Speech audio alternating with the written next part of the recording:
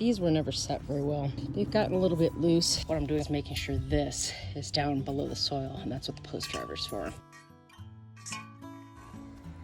I just gotta move this back into place.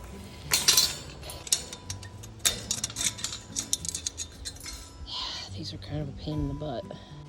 Let's check these out. Take off the top nut.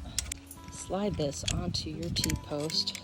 There's a slot in the bolt. It is a split bolt. You put that around your fencing, and this goes right on. Oh yeah. And then there's a cap, so you don't hit it. The one thing I do want to tell you, there is a difference between a T-post and a U-post, and I did not know that. My other ones, these are U-posts. So if you have these, they don't fit these. These are one-man fencing T-post connectors. I'm impressed. What do you think, Brenna?